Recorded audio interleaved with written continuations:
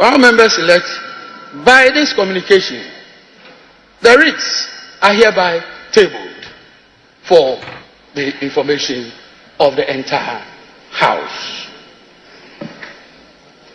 Our members elect, Order A3 of our standing orders states that a clerk, as the presiding officer, shall conduct a roll call of the members of Parliament elect, and a member is expected to respond to the roll call. I now proceed to call out your names in alphabetical order. But before I do so, it is imperative to bring to the attention of honorable members a matter of concern. I say so because I know this is a matter which will come up on this floor. And so it is my noble duty, legally, constitutionally, and procedurally, to draw your attention. For your... So I proceed, honorable members. I proceed.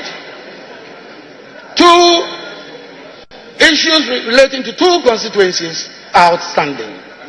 And the constituencies are Ablekuma North and Akwetia. Honorable members, would you kindly listen as we proceed? Ablekuma North and Akwetia. The case of Ablekuma North is known to all of us in this honorable House. We don't have writ of elections from the Electoral Commission in respect of Ablekuma North. And therefore, it is impossible to proceed with any matter relating to Ablekuma North in terms of roll call and in terms of the eligibility of a member for that constituency to participate in the election of the Speaker. In the case of Akwetia, the Clerk to Parliament was served a process on the 3rd of January 2025 with an order of interim injunction from a High Court in Koforidua. This order was served through the legal office of the Parliamentary Service.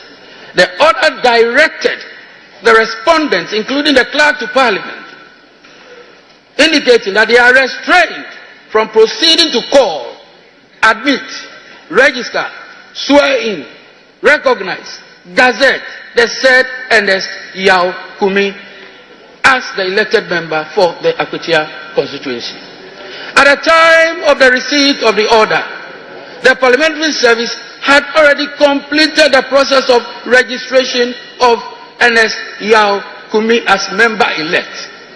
This is precisely because the first writ of elections that we received, Ernest Yao Kumi, was part of that process. To receive writ of elections in respect of Ernest Yao Kumi.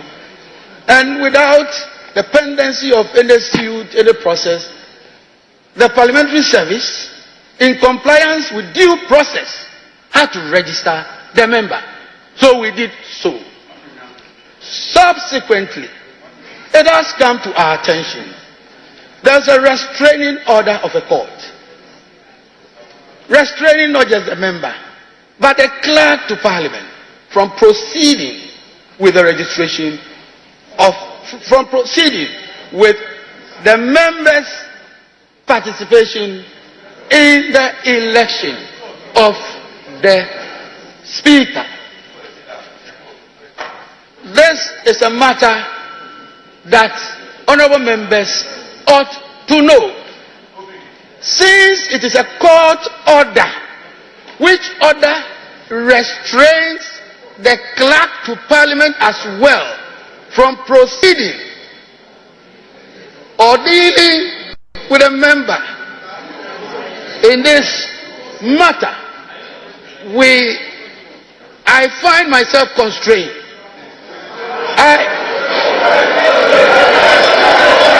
No.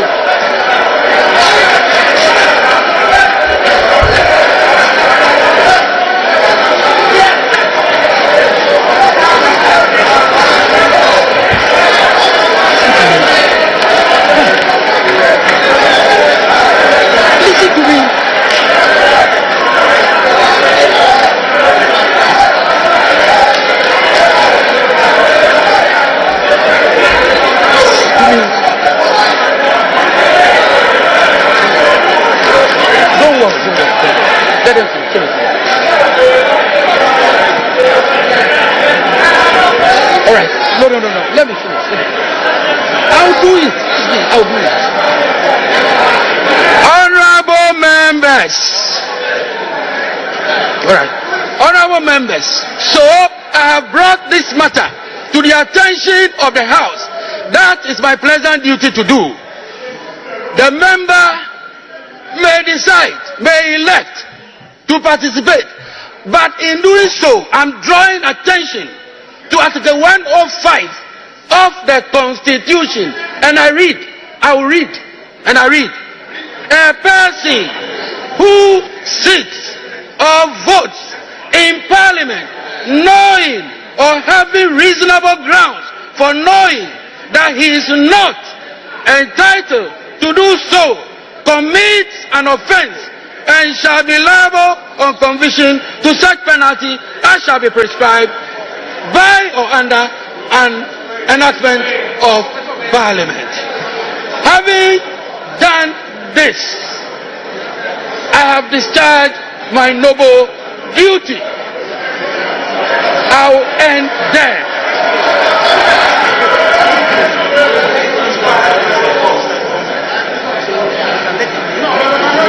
At this time, honourable members, I proceed.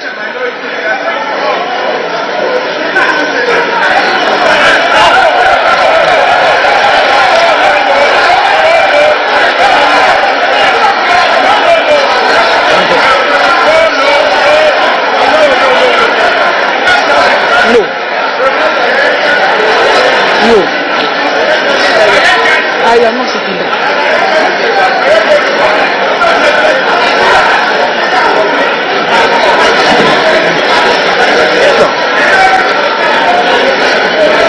Mr. Chairman, colleagues, please, let's make a headway. Mr. Chairman, we have heard you. This is a house of rules and procedure that is not in doubt. This is a house that relies on precedents. I just have a simple answer to the point you made, and I have the instructions of my respected colleague-elect, Honorable Ernest Kumi, and fortified by the precedents of this house, which precedents is dated 7th of January 2021. I simply, Mr. Chairman, the member so desires to proceed to be sworn in and to also participate in the election of the Speaker and bear the consequences himself.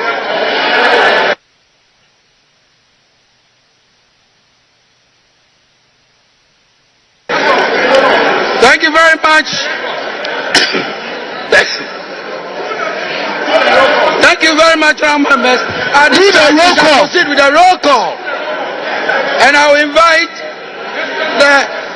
invite the head of table to proceed with the.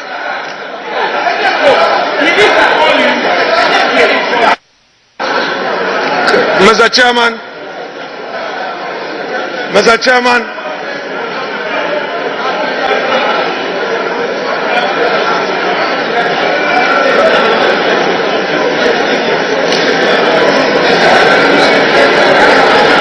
Mr. Chairman, we do not want surprises.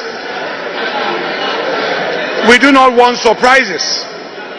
We do not want surprises.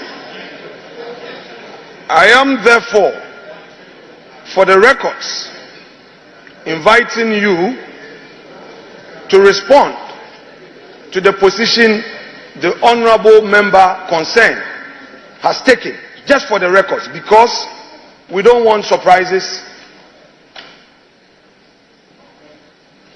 as we proceed. So we want to know, so that we take.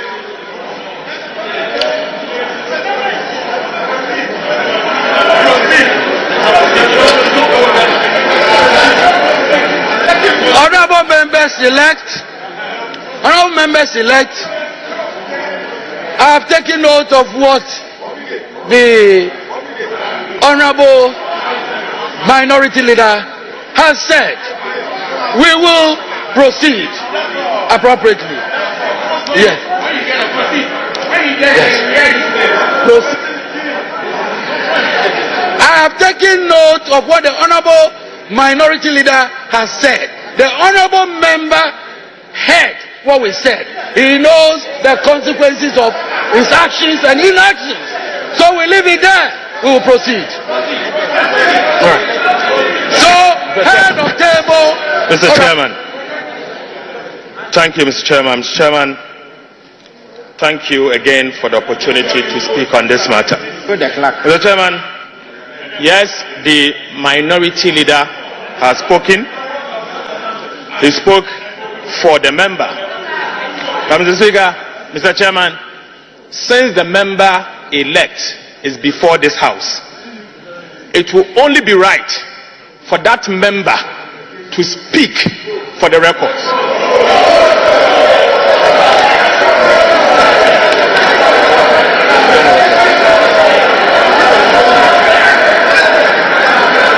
Mr. Chairman, I say this because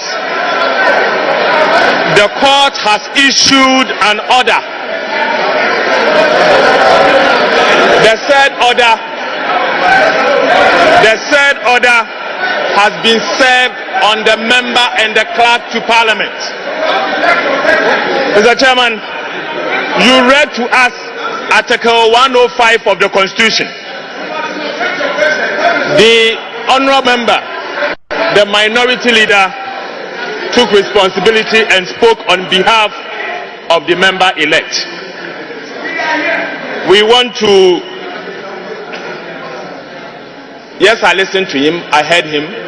If he's taking responsibility, let the records reflect. Let the records reflect that the member-elect for Akwetia Constituency has disregarded the court order, and the repercussions of Article 105 of the Constitution applies. Thank you, Mr. Speaker.